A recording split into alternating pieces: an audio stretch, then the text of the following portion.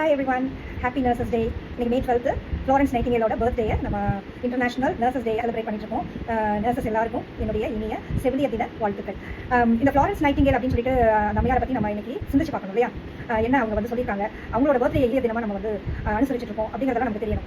Mostly எல்லாருமே தெரியும், first year வந்து ஜாயின் பண்ணும்போதே அவங்களை பற்றி ஃபஸ்ட் இயர்லேயே நமக்கு லெசன் கொடுத்துருக்காங்க. இருந்தாலும் இந்த டேல அதை பற்றி நம்ம கொஞ்சம் சிந்திச்சு பார்த்தோம்னா இன்னும் நம்மளுடைய நர்சிங் லைஃப்பில் அது ஒரு ரிமைண்டராக நமக்கு இருக்கும் அப்படின்னு சொல்லிட்டு நான் யோசிக்கிறேன். இப்போ ஃப்ளாரன்ஸ் நைட்டிங்கேல் இட்டாலியில் ஃப்ளாரன்ஸ் அப்படிங்கிற ஒரு ஊரில் அவங்க வந்து பிறந்தாங்க. May 12, 1820 அவங்க பிறந்தாங்க.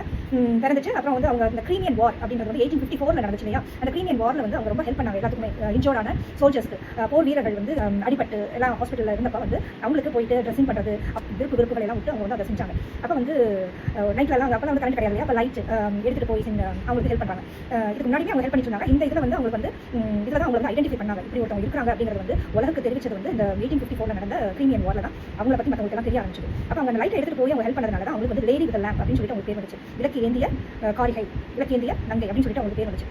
ஸோ அப்போ வந்து அந்த நைட்டிங்கேல் வந்து நாட் ஒன்லி நர்ஸ், அவங்க வந்து ஒரு பெரிய ஸ்டாட்டிஸ்டிஷியன் அப்படின்னு சொல்லி சொல்கிறாங்க. புள்ளி விவரத்தெல்லாம் அவங்க வந்து எடுத்தாங்க. ஏன் இறந்து போகிறாங்க அப்படின்னு சொல்லிட்டு அவங்க கணக்கெடுத்து பார்த்தாங்க.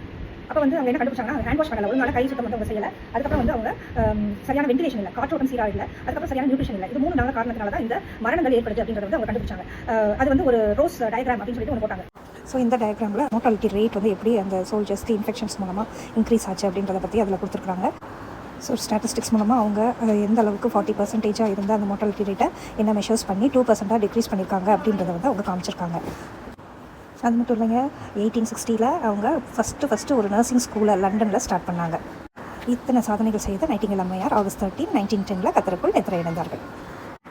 அவங்க சேவையை பாராட்டி 1965 சர்வதேச அளவில் அவங்களோட பர்த்டேயை நர்சஸ் டேயாக அப்போத்துலேருந்து நம்ம செலிப்ரேட் பண்ணிகிட்ருக்கோம். ஸோ இதுதான் ஹிஸ்ட்ரி. உங்களுக்கெல்லாம் பிடிச்சிருந்தா லைக் பண்ணுங்கள், ஷேர் பண்ணுங்கள், கமெண்ட் பண்ணுங்கள்.